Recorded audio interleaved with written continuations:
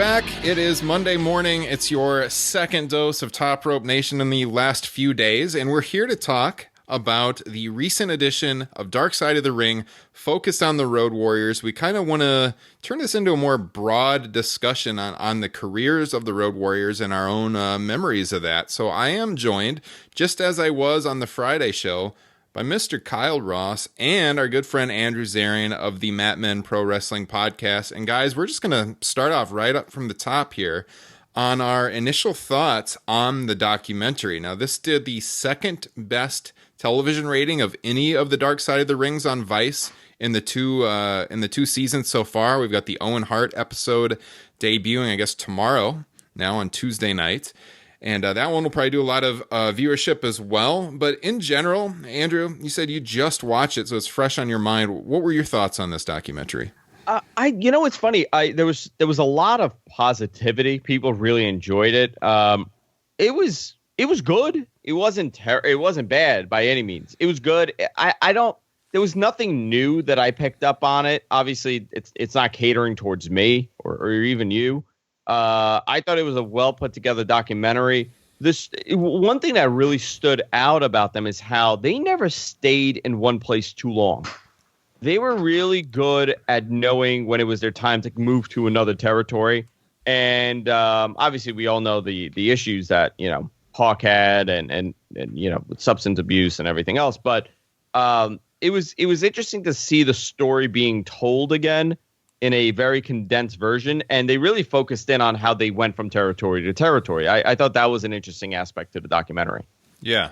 No, I think if you're more of a pro wrestling novice and you're tuning in just out of some curiosity, you got a pretty good overview of their career. Now, people like us who are really into the industry, who kind of work in the industry, follow it very closely for 30 years at this point. You probably didn't learn a lot, as you said. There were some things that they left out.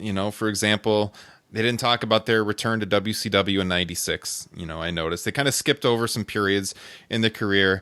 So for me, I wouldn't rate it really highly as far as all of these Dark Side of the Rings. Where would I rank this? Probably, honestly, in the bottom half. I think if you want to watch a good documentary, WWE's DVD they put out on the Road Warriors years ago is pretty good from what I remember. I haven't watched it in 10, 15 years, but that was a well put together documentary, I think, at the time, Kyle. Yeah, I think that one was better than the Dark Side of the Ring. It talked about a lot of the same stuff, but it just went a little deeper. Mm-hmm. And again, it was longer. I mean, we've talked about in the past when we reviewed these Dark Side of the Rings, 44, 47 minutes isn't a long time to tell a story about some of these things. So, when you're looking at a 15-year career, 47 minutes, man, you got to hit it hard. And this was okay. I think I agree with both of you. It was okay. I didn't learn anything new. There were better ones, not just this season, but last season as well. Well, something that they skipped over, you brought up, that I was surprised. They totally skipped over the return in 2003, which there's a little bit of a story there that they didn't tell. The fact that he died 4 months after that return, and it was a random Raw return against Rob Van Dam and Kane. And I believe it was a tryout, technically. They got a tryout, but they were under the impression they were getting full-time contracts, and that wasn't the case because of what happened in the match. Hawk was pretty much wrestling. They wrestled as the Road Warriors in 2003, and that rubbed a lot of people the wrong way. Yeah. Yeah, no, I actually went back and watched that match on YouTube right after I watched the documentary, so it's kind of funny that you mentioned that. Yeah, they were coming off of, they spent time in Japan, they were on the Indies before that for a few years, and ended up being Hawk's last match. We know Animal returned a few years after that. And Don't get me started on the Animal John Heidenreich version of the team. Yeah. Or Christy Hemme. Yeah, that's right. Stop it. Yeah, when I look at these dark sides, though, I forgot Christy Hemme was a part of that. Yeah, the Benoit one I thought was really good this season. I definitely wouldn't put this above that one. I thought the New Jack one was pretty good too. I actually found Brawl for All one. Yeah, Brawl for All was good. I felt going in it was the story I cared the least about. Yeah, but I thought they did it the most justice. Yeah, I mean, honestly, season 1 too. I mean, I'd say probably the Fabulous Moolah one didn't really interest me that much, but Brody, the Von Erich one, and the Gino Hernandez one were all really, really good. So I wouldn't put this above any of those. But I mean, it was a good intro, I guess, for people that aren't that familiar with the Road Warriors. And the good news for Dark Side of the Ring is 3 of the top 4 ratings this series has gotten have been the last 3 weeks, with Benoit being number 1. But the last 3 weeks have done well with Dr. D. David Schultz and Herb Abrams, and then this one. You know, it's kind of interesting when you analyze that, because the Road Warriors is an act that a lot of people know about, right? They're pretty famous. Yeah. You know, Dr. D and Herb Abrams, a lot of people, obviously, who this is catered to, you know, hardcore fans, they know those names, they probably know those stories. But they're certainly not, in terms of star power, don't carry the weight of the Road Warriors. Yeah. You know what's interesting? So when they returned, right, in 2013, they were, I believe Road Warrior Animal was 46. They were not young in that return. I think what is he born? 1957, 1958. So you're talking about guys in their late to mid 40s that were still working in that era because they were legends. I find the Road Warrior concept so interesting, because these are guys that got over so big on being a cartoon more than anything else. The first time I saw the Road Warriors on a cover of a wrestling magazine with like the non-traditional with like the black spikes, or you know, an older photo that you've never seen because, you know, growing up in New York, all we got was WWE. I found that I was automatically drawn to this, like, who the hell are these guys? And, you know, back to what we were talking about on the preview show that we did, you don't get that. That doesn't exist anymore. I want to talk about the word cartoon for a second. I get what you're saying, but I feel they were like more cartoonish when they jumped to WWF. They were more than a cartoon in the 80s, I feel. You just want to talk about Rocco, don't you? Stop. What did you call Rocco in our text thread earlier today? I forgot. Maybe it was the lowest moment in the history of professional wrestling. Although Yes. when Bobby Heenan at SummerSlam 92 said, the dummy's driving the bike, that's okay. That is the best moment in the history of Rocco. I feel like I get what you're saying, because it was this unique look. It's no secret why the Road Warriors got over, as Andrew was kind of alluding to, okay? Nobody looked like that. That's what Nobody looked like that. Nobody looked like them. Even by standards of that era, where 90% of the bodies were artificially enhanced, they were bigger than almost everybody, right? Yeah. They didn't sell. They won all the time. They were booked like complete badasses. Give me that 7 days a week over aspiring for a frickin' "you deserve it" chant. Yeah. Okay? Yeah. I mean, it's just, you don't see anything like that. On our last show, Andrew kind of talked about, you know, the lack of stars in modern WWE. No one in modern WWE is booked like the Road Warriors were in the 80s. Oh, man. No one. They never will be. And they never will be. No, because it's somewhere along the way, we lost our way. Because it's almost considered like a negative in some circles of the internet how the Road Warriors are booked. Oh my God, they win all the time. Oh, they don't sell. Oh, the matches are short. So? Works. It's all about crowd response. And they still call it the Road Warrior Pop, right? I mean, these guys, the crowd loved them. I wanted to talk a little bit about our childhood memories of them, because my earliest memories of seeing the Road Warriors, it might have been that late WCW run, like just before they came to the WWF. But I remember my cousin telling me about these guys and the spikes and the shoulder pads and the face paint.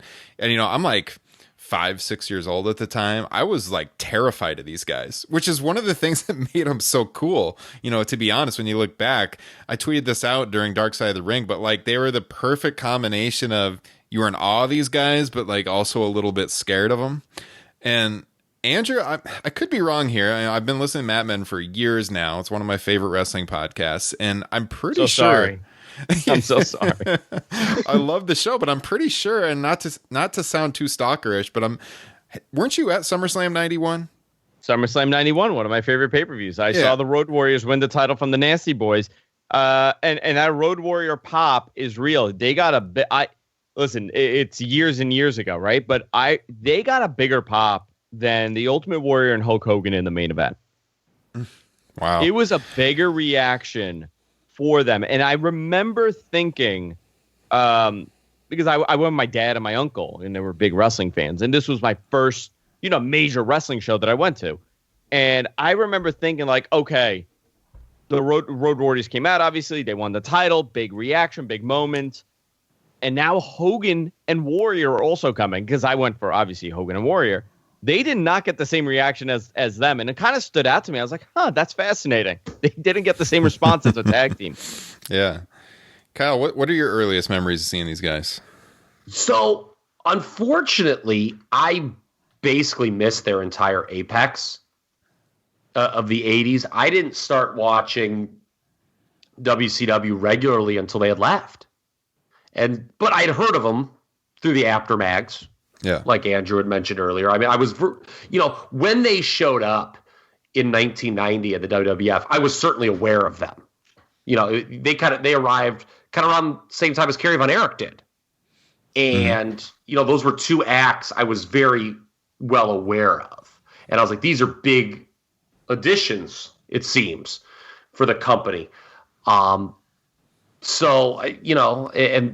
the Animal kind of alluded to it. I would agree with him that their downfall kind of, aside from, what Andrew just mentioned, was sort of when they went to WWF. Like, to me, if you're to divide the Road Warriors career, it's 80s Road Warriors and like then the 90s. Yeah. There's a big difference because the 80s, and obviously we've all gone back and watched this stuff. I joked with you, Ryan, I think in a text, there's sometimes I'll watch old Road Warriors footage and I'll be like, by God, it's the fucking Road Warriors. Yeah. When they come out to that Iron Man entrance, that was an entrance.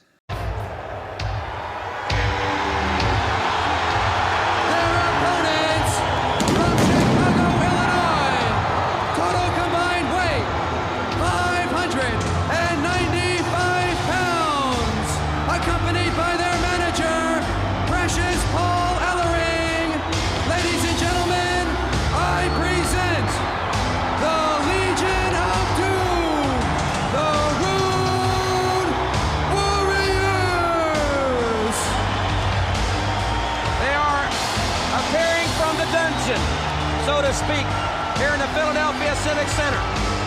Their reputation has been hard fought and well deserved. And Jim, I've been thinking and wondering about it. Is this where the present meets the future? We've been and I don't mean back to the future, but we've been talking so much about the skyscrapers, very definitely as a team of the 90s. I think. Listen, also, you got to something to look back. We'll never get that because the curtain is pulled back so much, right? Can you imagine the Road Warriors on Twitter in the peak of their career? Tweeting 3 in the morning, 5 in the morning. Yeah, in the state that he would have been at that point in time. Yeah. Man. I mean, that state or what WWE does, and the Road Warriors going on a TV show and pulling back the curtain and being Mike and Joe and not the Road Warriors, and telling you how this is all we act like tough guys, but I'm a family man and I got kids, and we didn't see that when we were kids. We just saw these lunatics with spikes. Yeah, it's like 91 and you're following at WWE Animal, and then you go to it and then it says Joe Laurinaitis. I know. What the heck? Look, I have softened in my old age, and I don't think all these silly debates we have about wrestling. I don't always think there's like this definitive right answer for every argument, right? That said, when you talk about money drawing tag teams, if you want to make the case that it's someone other than the Road Warriors, that's kind of an offensive take. Like, you're just wrong about that. I mean, they are in a class by themselves when it comes to a tag team in a main event situation. You know, Crockett, my God, did they have it great, huh? They had the two best babyface tag teams of all time simultaneously, them and the Rock and Rolls. Mm-hmm. Yeah. The Road Warriors were so over, they didn't really need the belts. And you could put them in a main event spot where the Rock and Roll Express, they were in the tag team title match. Yeah, absolutely. So, yeah, I mean, it's just, you know, I almost would kind of, the way I think to properly contextualize the Road Warriors career, you could call them like the Hulk Hogan of tag team wrestling, in the sense that they don't check these boxes that we look for in these modern times of wrestling, but they were so larger than life. And when it comes to drawing money as a tag team, just they have no peer. Now, Hogan has peers, but the Road Warriors don't in terms of tag team. Kyle, would you say, and Andrew too, if you look at their careers and you're going to pick out their best matches, now we know that they're not a great technical team. They're just two big guys that kick a lot of ass. but I think a lot of people would point to their match at Starrcade 89 with the Steiners and, another big successful tag team of that era. Would we say that is maybe their best match in the ring, for our listeners that maybe are a little younger that haven't seen a lot of the Road Warriors in action? Kyle, you're kind of an encyclopedia of pro wrestling. That one, well, that's a fascinating match. Yeah, that's a fascinating match because it was near the time they left. Like, they were winding down and they were having a lot of problems with the office, and it was very clear that the promotion wanted to make the Steiners the badass babyface team, and it was a very rare pinfall loss for the Roadies. I believe it's the old German suplex and guy gets his shoulder up finish. It is a good match. But if you were to ask me best match the Road Warriors were ever in, and maybe this is cheating, it's not a straight tag match, it's the first War Games. Oh, yeah. With Dusty and Nikita against the Horsemen. I have long theorized that the folks working the concessions at the Omni that night were sprinkling a little of the Peruvian nose powder on the hot dogs, man, because that crowd was fucking hot. Yeah. You can't even hear the commentary on the tape. The crowd is so hot. I agree with you. I think the Steiner match, that's a pretty well known match. But they also had, they had some really good matches with the Koloffs. Mm-hmm. That was another big thing for them, big feud. And then the Midnight Express, obviously, with the scaffolding match. That was a tremendous moment to think about. But you brought up something that wasn't a traditional tag match. How about the Calgary match? Oh, hell yeah. Oh, that's right. Yes, that's true. Yeah. You want to talk about a hot crowd? Holy moly. Canadian Stampede, 97. It's the best crowd in WWE history, in my opinion. Like, just crowd response. They're so hot for everything. Underrated year, 97, one of the most underrated years in pro wrestling for WWE. Everybody talks about the NWO and what was going on in WCW, and then they talk about the Austin boom of 98 on. 97 was a stellar year as far as, watching the whole Bret Hart and Shawn feud and with Taker and everything, and Austin coming up. It's really underrated. I went back recently and I just watched the entire year. It took me a while, but I went through all the Raws and the pay-per-views.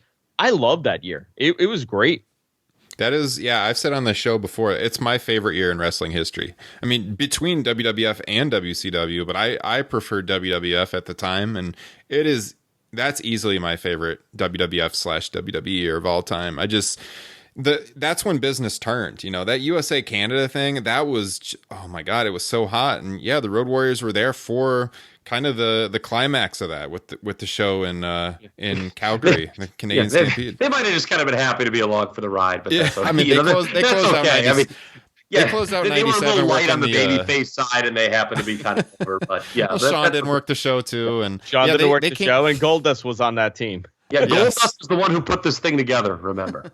Yeah, they came in early 97, made their return. They had that brief run in WCW the year prior, and they closed out 97 working with the New Age Outlaws, if I remember right. Talked about that with the New Age Outlaws and how that went on Top Rope Nation Classics, right? And by the way, you mentioned In Your House, Ryan. That would make for an interesting show to talk about now that Hunter is bringing back In Your House. For NXT. By the way, what a sad state of affairs that we're like yearning for the days of In Your House. It was a wildly unsuccessful pay-per-view concept 25 years ago. Hey, that might be a good topic for next Monday show when we do these singular topic shows, I think. So yeah, I mean, the rumors right. I mean, they didn't have a lot of those classics. The scaffold match, what a fascinating story that is. And a lot of people knew it. I knew it. It was not news to me. But the fact that Hawk worked that match with a broken leg. Yeah. Insane. Fascinating. And so 1987, right? I guess if you're like a fan, you're like, are you kidding me? Because now they just pull the guy. But back then, no, you couldn't do it. You put all this. I mean, they put so much promotion, pardon me, 86. And they put so much promotion into that match. The commercial with the watermelon dropping. You couldn't not have the Road Warriors in the match. So we got up there and, as we know, those matches, while they require a certain semblance of gumption to do, not a lot of mobility is required. They're never very good. And a handful of barbiturates, and you're fine. Yes, yeah. So you got up there, and how ironic that Jim Cornette then busted his leg and has never been able to walk the same since. Yeah. But yeah. It's funny that they didn't stay. Andrew mentioned this. They didn't stay in a promotion for a very long time. And you look at them in Crockett, 87 to 90. They'd kind of just worn out their welcome there. That they were kind of being headaches behind the scenes. And that led to the departure to WWF. And a run that, to be honest, we were all kids back then, and it was cool because I think the three of us all grew up primary WWF fans, right? I think that's fair. Mm-hmm. Okay. So it's cool to actually get to watch them on a weekly or whatever semi-weekly basis, but that run wasn't very good in retrospect watching back. No, but you got to think, who did they feud with, right? They had nobody to wrestle. They had the Beverly Brothers. Yeah. At one point, right? It was the Beverly Brothers. It was the Nasty Boys. They had that really quick feud with Demolition, and Demolition looked terrible. Yes. They really did not have a tag team division in that company to work with. And then IRS, right? They worked with IRS and Ted DiBiase. It was a weird period for them because they came in and then there was no tag division. Well, the issue is, moving from Crockett to WWF is the only promotion really in wrestling history that never features tag teams as a main event act. If you look at it. Yeah. Go back, in the 80s, tag, you could regularly see, certainly in Crockett, AWA, any territory, Mid-South, tag team wrestling was a staple in the main event scene. WWF, it just never was. And they came in and, not to plug anything again, I was talking about this on a recent podcast with Liam O'Rourke. That Demolition feud sucked. It sucked real bad. It sucked so much considering how much hype was put on as far as, it's essentially the same thing, right? They were inspired by, I know that Bruce Pritchard says no, but they were inspired by the Road Warriors. The whole thing was the Road Warriors. And now you have the WWE's version of the Road Warriors going up against the real Road Warriors, and it was nothing. Well, the problem was that they were doing the 3-man Demolition at that point, which killed Demolition. And when you think about a dream match concept, you want the dream. You wanted the what's the word I'm looking for here? The peak version of Demolition, Axe and Smash, right? Yeah. But the problem is Axe was having health issues at that time, so they bring in Crush, and that kind of killed the whole team. And yeah, it didn't draw at all. Right off the rip, they being WWF, were, kind of scratching their heads that the LOD was not drawing at the houses. It was Ultimate Warrior and LOD against the 3-man Demolition Unit, and that drew some disappointing houses. LOD went on to win the titles. Andrew was there. I did not know that. That was a hot crowd, so congratulations. Tremendous crowd. Summerslam 91. But I always felt even like that, like LOD Nasty Boys, in terms of a title change, you could put that right up there in terms of like a formality that the titles are changing hands. Well, you know what's fascinating? They were in the company before they won the title. They came in, I think, summer of 1990 into the company. I think they showed up July. So it took them a good year to win the title. It took them a while. I mean, that's a long time by today's standards. Who had the title? Who had the tag titles in that period? In 1990? The Hearts and the Nasty Boys. And I don't want to get too far off the beaten path. Ryan knows how I can do this. But there was a lot of moving pieces in the WWF tag team division, actually, around that time. Power and Glory, criminally underrated. And had they gotten the titles as they should have in the fall of 1990, the LOD could have won the titles probably a little sooner. But it goes back to my earlier point. The LOD is one of the few tag teams in history that actually didn't need titles to be a big deal, no matter where they were. No. Because even in Crockett, they were rarely champions. Yeah. No, similar to like The Undertaker, I guess, on the single side in that regard. Yes. Yeah. So, sorry, go ahead.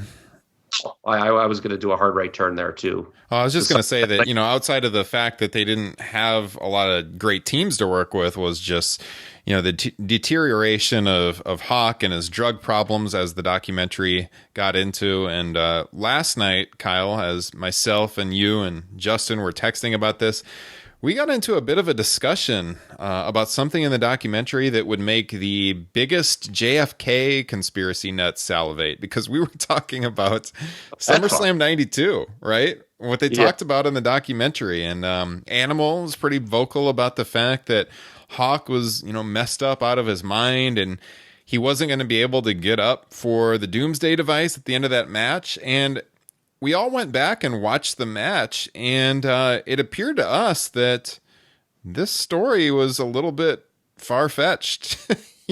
So I never, I mean, but you know what? You want to talk about moments that caught me off guard. I didn't hear that story. Obviously everybody knew about his substance abuse problems, but what did he say? He was on hallucinogenics from the night before? Yeah. He could barely walk, but yet he drove a motorcycle to the ring. Hey, those gel tabs last a long time, baby. I first of all, you're in England, right? Like, think about the insanity. Think about what a crazy person you have to be. You're in another country. You're the world champion, the tag team champion. You're on a pay-per-view, 80,000 people, and you say to yourself, you know what? Tonight is a good night to do. Whatever he did. I don't know what hallucinogenics he was taking, ayahuasca, if it's today. Who thinks that way? Who thinks I'm in England? Might as well have some fun. I'm just going to do a couple dabs of LSD. Yeah. No, it's interesting watching it, though, because and Justin, who wasn't able to join us for the show, but he was pretty vocal about this, because when you watch it, he doesn't look really messed up. And even when I watched it back, I guess if you look at really closely, he maybe looks a little dazed here and there. But the problem with the story about him not being able to get up for the Doomsday device is that he did get up for the Doomsday device right before the finish in the match. He goes to the top rope, and then they transition out of that, and Animal ends up hitting the power slam for the win. But he went to the top rope. He held the ropes the whole time. But it's hard to believe that he couldn't hit the spot, So I even afterwards, I was going on the history of WWE and looking up 92 cards, making sure Hawk actually didn't work WWF after that, which he didn't. He really was gone, as they mentioned in the documentary. But and they had the split after that, and Hawk went to Japan and everything, and Animal, his back ended up being messed up. But I just, watching the match, it didn't really jive with what was talked about in the documentary to me, Kyle. Well, you know what it is? Go ahead. I'm sorry. No, go ahead, cut you off there. Because I have it on right now while we're talking to kind of remind me of this. It didn't look anything other than a regular Road Warriors match. No, you're absolutely right. There was nothing different. I'm curious if he's mixing the story up with Bulldog. Because Bulldog, famously, Brett had to kind of carry him through the match. Brett had to do a lot in that match. Yeah. So, they just said that was a touch of the yips rather than the touch of the gel tabs, I believe. Yeah. Well, so when Animal told that story, because of course I did, I thought to myself, I'm like, you know what's weird? They don't win that with the Doomsday device. I even texted Justin. I was like, hey, don't they win with the Power Slam? And he said, yeah, they do. And then I watched it. And you're right, Hawk doesn't go up to the top rope just one time in that match. He goes up twice. He takes kind of a crazy bump early in the match where I forget if it's DiBiase or IRS. They duck, and he just goes skidding across the ring and out. But I guess, based on the fact that they win with a Power Slam, there could have been a conversation where Animal's like, no, we're going to do this as the finish. Well, that's what he said in the documentary, that he basically said that there was no way in his condition Hawk could do the move, and that he had to kind of push Hawk out of the way even when he did the Power Slam, which is true. It does look a little awkward, like Hawk's kind of in the way. I will say Hawk didn't exactly give the performance of a lifetime in that match. Meltzer, in his review, I looked it up in the Observer, said, quote, Hawk didn't appear to be in the mood to sell, but he never was. Was he ever? Yeah. Yeah. One thing that Animal did get a little bit wrong in the telling of that story, just to clear up some housekeeping here, the way the tag team division was supposed to be booked, allegedly, the way it's been told by a lot of people, is the Road Warriors were supposed to get the titles back at that show from Money Inc. But because they knew Hawk was leaving, and they didn't tell this part, it was because of the steroid testing that was about to come down. He turned he basically gave his notice, and that's why the Natural Disasters got their completely forgettable 3 or 4 month run with the titles, and Money Inc. wins them back. So the original plan was for LOD to win the titles back at SummerSlam 92 from Money Inc.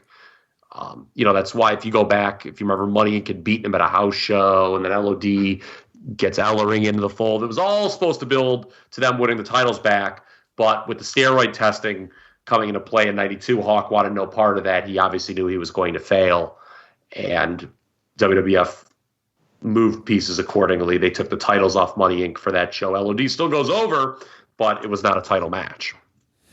That's interesting. I didn't know all that. So, yeah, I mean, I think we're all pretty much on the same page, though. If we're talking greatest tag team of all time or biggest drawing tag team of all time, like, no question, it's the Road Warriors. We all grew up fans. We all loved them as kids. It's an interesting watch. I would definitely recommend checking out WWE's DVD that they did on. I have no idea if that's on the network or not, but it's a good watch.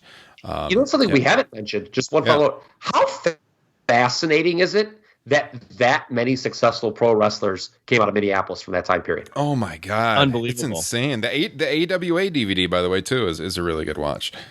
I love the AWA DVD. Yeah. Yeah, it is crazy. Like those Minneapolis suburbs just all over the place. And they Henning, Rude, the Road Warriors, Nikita Koloff, Scott Norton, right? Because he's a Minneapolis guy too. Barry Darso. Yeah. The great Barry Darso. The great Barry Darso. What a utility man in the history of this industry. And it's crazy too, because a lot of them are about the same age, and they talk about how they were kind of aware of each other, even like growing up, or ran into each other, and just tons and tons of talent up there. So that's another highly recommended old WWE DVD is the story of the AWA. But I mean, anything you guys wanted to say about the Road Warriors that we didn't get in before we close up shop here? The Hawk dies off the Titantron thing is one of the most hideous things in the history of Monday Night Raw. And think of the ground that covers. Yeah. And knowing that he was sober, like he had gone through his issues and he was sober and he was doing really well. And just so bizarre. So bizarre. It was very uncomfortable. I remember, watching it live. I always found it very uncomfortable seeing him with no makeup, and he had the longer hair, and he's out there, he's talking about his sobriety and how long he's been sober, and Lawler is just ripping on him. and calling him a drunk throughout the entire thing. Because remember, it went on for weeks, right? He would come out, Road Warriors, it would be Animal and Droz having a match, and he'd sit on the outside talking on commentary.